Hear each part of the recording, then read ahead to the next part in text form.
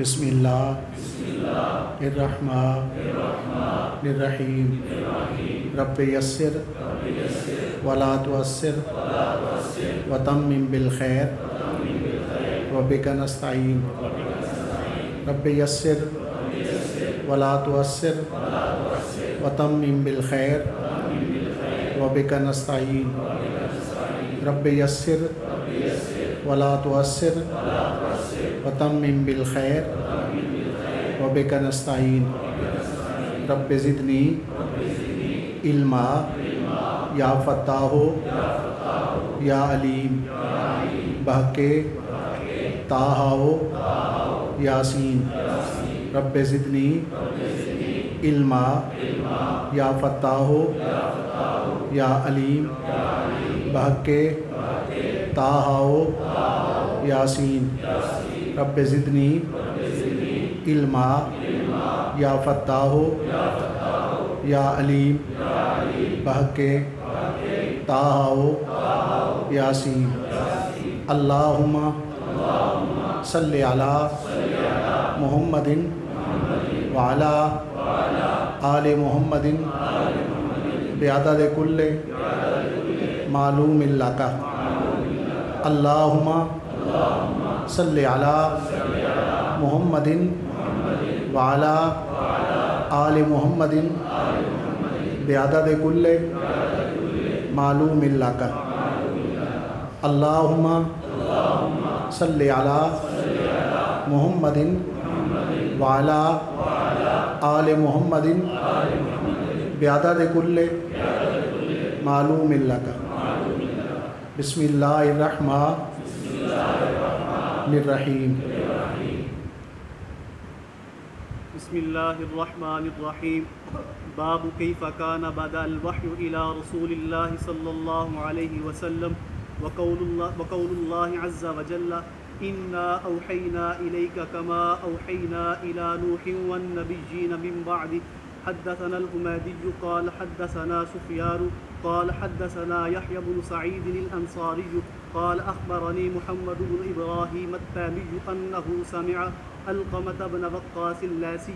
يقول سمعت عمر بن الخطاب رضي الله عنه على المنبر يقول سمعت رسول الله صلى الله عليه وسلم يقول إنما الأعمال بالنيات وإنما لامرئ ما نوى فمن كانت هجرته إلى دنيا يصيبها أو إلى امرأة ينكحها فهجرته إلى ما هاجر إليه أو كما قال النبي صلى الله عليه وسلم بسم اللہ والصلاة والسلام علی رسول اللہ اما بعد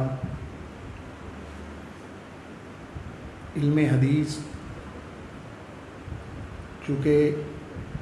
جتنے علوم دینیہ ہیں ان میں سے سب سے زیادہ شرف والا اور فضل والا ہے، اس لیے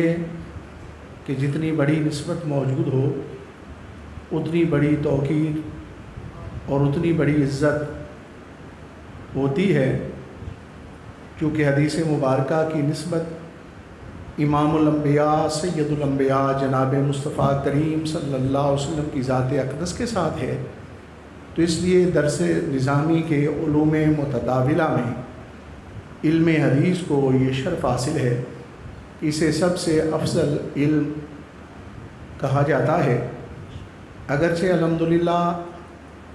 دارالعلوم کے اندر 8 سالہ درس نظامی کا جو سلیبس ہے وہ بحمدللہ اسی سال 8 سال مکمل ہوئے، اور تنظیم المدارس اہل سنت پاکستان کے ذمہ دار احباب نے اس دارالعلوم کو جامعہ علیہ قرار دیا، اور مفتی اعظم پاکستان مفتی محمد منیب الرحمان صاحب نعیمی زاد اللہ مجدہ و شرفہ نے بالخصوص میرے ساتھ مشاورت کی اور مجھے یہ کہا کہ آپ اپنے دارالعلوم کے اندر تخصص فی الفقہ کا آغاز کریں، تو میں یہ بھی سمجھتا ہوں کہ اس لحاظ سے ظاہر ہے ان کا علمی مرتبہ اور ان کا یہ مشورہ کرنا، اعتماد کرنا یقیناً بڑی بات ہے، لیکن اس کے باوجود اس وقت تک تخصص فی الفقہ کی کلاس کا آغاز میں نے دارالعلوم کے اندر نہیں کیا، جب تک کہ پروردہ آغوش ولایت جانشین فخر المشائخ حضرت قبلہ میاں ولید احمد صاحب شرط پوری زاد اللہ شرفہ نے اس کی اجازت عنایت نہیں فرمائی۔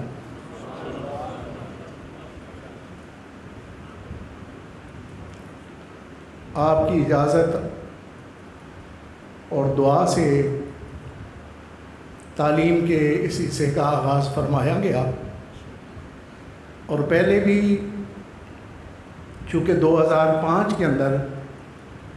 اس دارالعلوم کا سنگ بنیاد رکھا گیا، کل عمر اس عمر کی دارالعلوم کی 15 سال بنتی ہے، اور اتنا بڑا اعزاز اور شرف حاصل ہونا کہ یہاں تخصص فی الفقہ کا آغاز ہو رہا ہے، تو یہ ساری مشائخ کی توجہ، ان کی نگاہ اور ان کی دعا کے ہی اثرات ہیں۔ قبلہ والد گرامی حضور قیوم زمان حضرت ثانی صاحب رحمہ اللہ نے 2005 کے اندر یہاں پہلی اینٹ مبارک رکھی اور اس دارالعلوم کے لیے دعا فرمائی، اور جب پھر دارالعلوم کی یہ عمارت جو مستقل تعمیر کرنی تھی، اس وقت بھی قبلہ مرشد گرامی حضرت فخر المشائخ رحمہ اللہ علیل تھے،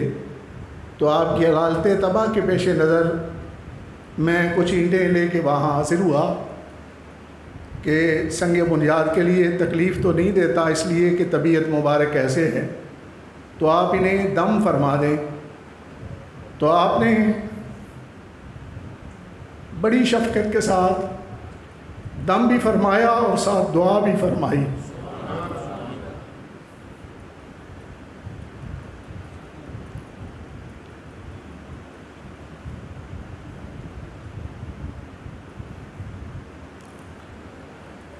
تو یہ بزرگوں کا طریقہ اور مشائخ کا طریقہ ہے، اسی کی اللہ تعالیٰ اتباع کی توفیق دے۔ اس لیے کہ کوئی کام بھی جب اپنی مرضی سے کیا جاتا ہے تو شاید وہ کام پورا نہ ہو، لیکن جب ان اللہ کے بندوں کی اجازت اور دعا شامل ہو جاتی ہے تو پھر اس کام کے اندر بہت ساری برکات اور بہت سارے فائدے اور منافع ہوتے ہیں۔ تربیت کے لیے عرض کر رہا ہوں کہ حضور جد اعلیٰ حضرت حافظ الحدیث رحمہ اللہ حضرت کیلا والا شریف اس ارادے سے حاضر ہوئے، چونکہ کچھ ہمارے بھکی شریف کے اندر ایسے معاملات تھے کہ جو پہلے سے جامع مسجد تھی، اس جامع مسجد کے اندر جمعہ کی نماز کے لیے جانا قدرے مشکل امر تھا، تو اس کے پیش نظر عرض کیا کہ حضور اجازت فرمائیں ہم اپنی مسجد کے اندر ہی جمعہ کی نماز ادا کر لیں۔ تو آپ نے اجازت نہ فرمائی، جب اجازت نہ فرمائی تو جمعہ نہ شروع کیا گیا، اور اسی طرح کا تسلسل چلتا رہا۔ کچھ وقت گزرا تو خود ہی ارشاد فرمایا کہ اب وہاں جمعہ شروع کر لو۔ تو جب حکم مبارک ہوا تو اس کے بعد جمعہ کا آغاز بڑے ابائی رحمۃ اللہ علیہ نے اپنی مسجد شریف کے اندر فرمایا۔ تو اس لیے کہ جو اللہ کے بندے ہوتے ہیں،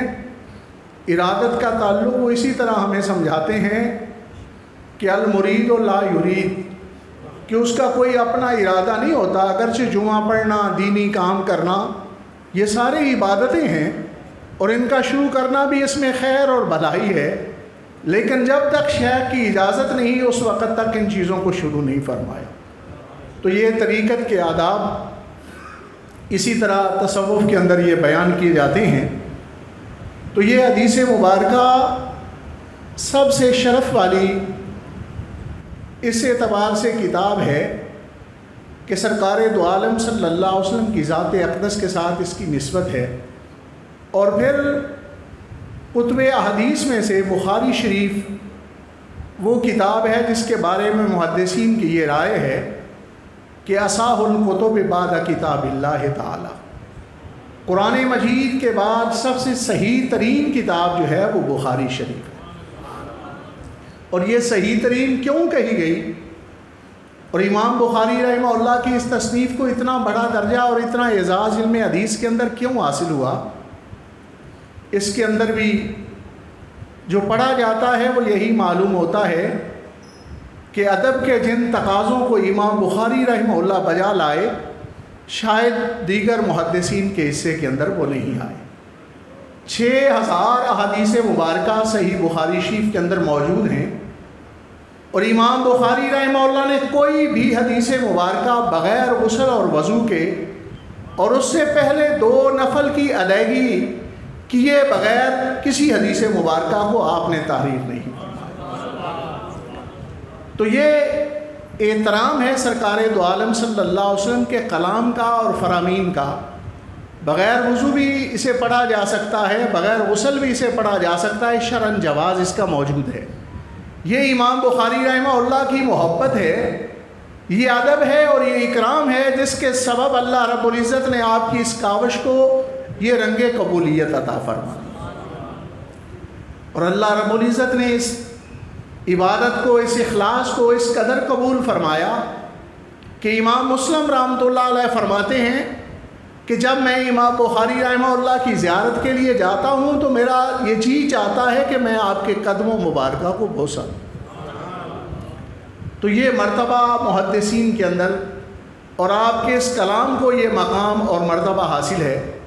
تو اس موقع پر چونکہ اسباق کا آغاز ہو رہا ہے، تربیت کے لیے طلباء کو بھی عرض کرنا چاہوں گا کہ علم کے حصول کے تقاضوں میں سے ایک یہ تقاضا ہے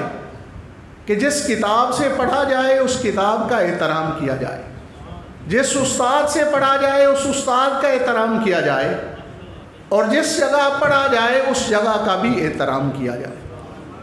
ہو سکے تو ظاہر دل کے اندر یہ جذبہ ہونا چاہیے خدمت کا۔ میں قبلہ والد گرامی رحمہ اللہ نے مجھے کشمیر کے اندر اس وقت حضرت استاذ العلماء استادی مقرر مولانا ظہور احمد جلالی صاحب زاد اللہ مجدہ پڑھاتے تھے، تو صرف اور نحو کی تعلیم کے لیے وہاں بھیجا۔ گھر آیا ہوا تھا تو فرمانے لگے استاد صاحب آپ سے کوئی خدمت لیتے ہیں؟ میں نے عرض کی وہ تو خدمت نہیں بلکہ میرا ناشتہ بھی وہ اپنے ہاتھوں سے اٹھا کے باہر لاتے ہیں، ایسا کبھی موقع نہیں بنا۔ فرمانے لگے وہ خدمت نہیں لیں گے، لیکن خدمت کے بغیر تعلیم میں برکت نہیں ہوتی، اس لیے جب صبح جلدی اٹھ جاتے ہو تو کوشش کیا کرو کہ جو مسجد ہے جس مسجد کے اندر بیٹھتے ہو اس کے کسی حصے کی کوئی صفائی کا موقع میسر آ جائے جو کوئی نہ دیکھے، تو اس کے ذریعے اللہ رب العزت علم کے اندر برکت عطا فرمائے۔ تو یہ معاملہ ایسا ہی ہے کہ جس سے حاصل کیا جا رہا ہے اس کا بھی احترام ضروری ہے، جس کتاب کو پڑھا جا رہا ہے اس کا بھی اکرام ضروری ہے، اور جس مکتب اور جس دارالعلوم جس مدرسہ ادارہ کے ساتھ یہ ناطہ ہو اس کی تعظیم اور اس کا اکرام بھی ضروری ہے۔ اللہ رب العزت اسی طرح یہ تعظیم و اکرام ہمیشہ کے لیے بجا لانے کی توفیق عطا فرمائے۔ چونکہ وقت بہت سارا ہو چکا ہے، پہلے سے معمول سے تقریباً 1 گھنٹہ تقریباً ہم آگے جا چکے ہیں، اس لیے اختصار کے ساتھ عرض کیے دیتا ہوں۔ باب وحی کی ابتدا رسول اللہ صلی اللہ علیہ وسلم سے کیسی ہوئی؟ بے شک ہم نے وحی کی آپ کی طرف جس طرح کہ ہم نے وحی کی نوح علیہ السلام کی طرف اور انبیاء علیہ السلام کی طرف آپ کے بعد سے۔ ہمیں حدیث بیان کی حمیدی نے اور ہمیں حدیث بیان کی سفیان نے، فرماتے ہیں ہمیں حدیث بیان کی یحییٰ بن سعید انصاری نے، فرماتے ہیں مجھے خبر دی محمد بن ابراہیم تیمی نے، انہوں نے سنا علقمہ ابن عباس وقاص لیثی، اور وہ فرماتے ہیں کہ میں نے سنا عمر بن خطاب رضی اللہ تعالیٰ عنہ سے ممبر شریف پر، وہ فرماتے ہیں کہ میں نے سنا رسول اللہ صلی اللہ علیہ وسلم سے، آپ فرماتے انما الاعمال بالنیات، سوائے اس کے نہیں کہ اعمال کا دار و مدار نیتوں پر ہے، اور سوائے اس کے نہیں آدمی کے لیے جو اس نے نیت کی، پس اس کی ہجرت دنیا کی طرف تو وہ پائے گا اس دنیا کو، یا طرف عورت کے تو وہ نکاح کرے گا اس کے ساتھ، پس اس کی ہجرت طرف جو کہ ہجرت کی اس کی طرف۔ تو اس حدیث مبارکہ کو امام بخاری رحمہ اللہ ابتدا کے اندر لائے۔ ابتدا کے اندر لانے کا مقصد یہ تھا کہ جو بھی آدمی علم حدیث کو پڑھے، اس کتاب کو پڑھے، اس کی توجہ نیت کی طرف ہو جائے، چونکہ نیت کا دار و مدار اس اعتبار سے کہ کسی عمل کا دار و مدار وہ نیت پر ہے۔ تو اگر ابتدا کے اندر علم کا آغاز کرتے ہوئے آدمی کی نیت درست ہو تو اللہ رب العزت اس کا اجر اور ثمرہ عطا فرمائے۔ انسان ہے، وسوسات شیطانی آتے ہیں اور کئی طرح کے حملے ہوتے ہیں، ضروری نہیں کہ پورا عمل کرتے ہوئے بھی نیت اسی طرح کی درست رہے۔ علامہ طبری رحمہ اللہ نے جمہور علماء سے یہ روایت کیا ہے کہ اگر بعد میں فساد نیت بھی آ جائے تو ابتدا کے اندر اگر نیت درست ہے تو اللہ رب العزت درست نیت کا اجر و ثواب عطا فرما دیتا۔ تو اس لیے اپنی نیتوں کو درست رکھنا کہ علم دین کے اصول کے لیے سب سے اچھی نیت جو ہے وہ رضا الہی کے لیے علم دین کو حاصل کرنا۔ باقی اس کے فوائد و ثمرات اللہ رب العزت عطا فرما دے گا۔ نیت یہی ہونی چاہیے کہ میں رضا الہی کے لیے علم دین حاصل کر رہا ہوں۔ حضور جد اعلیٰ حضرت حافظ الحدیث رحمہ اللہ سے کسی نے سوال کیا کہ حفظ قرآن کی تعلیم کے بعد کافی وقت کے بعد آپ نے درس نظامی کے علوم کا آغاز فرمایا ہے، تو یہ درمیان میں کچھ عرصہ تعلیمی سلسلہ جاری نہیں رہا، پھر بعد میں کیسے خیال آیا؟ عموماً ایسے ہوتا ہے کہ جب تعلیمی سلسلہ جاری نہ رہے تو پھر تعلیم کا شروع کرنا مشکل امر ہوتا ہے۔ تو میرے جد اعلیٰ حضرت حافظ الحدیث رحمہ اللہ نے ارشاد فرمایا کہ چونکہ تراجم قرآن مختلف آتے تھے اور لوگ مختلف کہانی بیان کرتے تھے، تو اس وجہ سے میں نے علم دین کو حاصل کیا تاکہ قرآن مجید کے اصل مطالب تک مجھے آگاہی حاصل ہو جا سکے۔ تو یہ اللہ رب العزت کی رضا اور خوشنودی کے لیے علم حاصل کرنا، اسی کے اندر برکات موجود ہوتی ہے، اسی کے اندر ثمرات موجود ہوتے ہیں۔ باقی علم دوسرا علم بھی ہو تو وہ بھی دنیا کے اندر آسانیاں پیدا کر دیتا ہے، اور جو علم دین ہو یقیناً اس کے اندر تو دوہرے فائدے ہیں کہ ہمارا معاش بھی بہتر ہو جاتا ہے اور ہمارا معاد بھی بہتر ہو جاتا ہے اگر نیت درست ہو۔ تو نیت اپنی درست رکھنی چاہیے۔ اس حدیث مبارکہ کے اندر میرے آقا کریم صلی اللہ علیہ وسلم نے 2 قاعدے کلیے بیان فرمائے اور اس پر 2 تفریعات کا بھی آپ نے ذکر فرمایا۔ تفریعات چونکہ وجودی بھی ہوتی ہیں اور ادبی بھی ہوتی ہیں، تو اس اعتبار سے قاعدہ کلیہ جو بیان فرمایا گیا وہ یہ ہے کہ انما الاعمال بالنیات، کہ اعمال کا دار و مدار نیتوں پر ہے۔ تو اس پر تفریع بیان فرما دی گئی کہ جو اللہ اور رسول صلی اللہ علیہ وسلم کے لیے ہجرت کرتا ہے اسے اللہ اور رسول مل جاتے ہیں، ان کی رضا اور خوشنودی اور قرب نصیب ہو جاتا ہے، اور اس صورت کے اندر اجر اور ثواب حاصل ہو جاتا ہے۔ اور دوسری صورت کے اندر کہ اگر کوئی عمل اخلاص نیت کے ساتھ نہیں کیا گیا، اس صورت میں پھر اجر و ثواب وہ نہیں پا سکتا، جس نیت سے اس نے کیا وہی حاصل کرے گا۔ تو اس پر دوسری تفریع جو آدمی اعتبار سے ہے وہ یہ کہ ایسی صورت کے اندر جو دنیا کے لیے ہجرت کرتا ہے وہ دنیا پائے گا، اور جو عورت کے لیے ہجرت کرتا ہے وہ عورت پائے گا۔ تو اس کے اندر کافی محدثین نے بات بیان فرمائی کہ یہ جو ہے حدیث مبارکہ اس کا سبب اور سرکار دو عالم صلی اللہ علیہ وسلم کے اس ارشاد کا سبب، بعض نے اسے کہا کہ کسی آدمی نے ام القیس کے لیے ہجرت کی تھی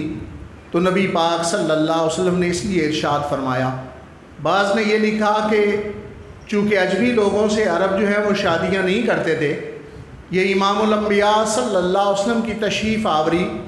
اور آپ کی تعلیمات کی برکت تھی کہ آپ نے فرمایا کہ سفید کو کالے پر اور کالے کو سفید پر کوئی فضیلت حاصل نہیں۔ تو اس اعتبار سے اہل اسلام نے شادیاں کرنی شروع کر دیں، تو بعض لوگ مدینہ شریف کی سکونت اس لیے حاصل کرتے تاکہ عربوں کے ساتھ ہمارا ایسا رشتہ پیدا ہو سکے، لیکن یہ دونوں باتیں تحقیق کے اندر یہ ہے کہ ایسا معاملہ نہیں کہ نبی پاک صلی اللہ علیہ وسلم نے اس لیے ارشاد فرمایا ہو، بلکہ محدثین کی تحقیق یہ ہے کہ سرکار دو عالم صلی اللہ علیہ وسلم نے قاعدہ اور کلیہ بیان کرتے ہوئے، اخلاص نیت کی فضیلت بیان کرتے ہوئے یہ ارشاد مبارک فرمایا۔ تو نیت اس اعتبار سے کہ نیت کا ہی پھل ہے اور اسی پر دار و مدار ہے، اس لیے کوئی بھی کام کرتے ہوئے اپنی نیتوں کو درست رکھنا چاہیے۔ محدثین نے اس کی سند کے حوالہ سے بھی کلام فرمایا، اہل لغات کے اعتبار سے بھی، چونکہ یہ مجلس اس کی متقاضی نہیں، انشاءاللہ طلباء کے سامنے درس کے اندر بیان کریں گے۔ وما علیہ الا البلاغ۔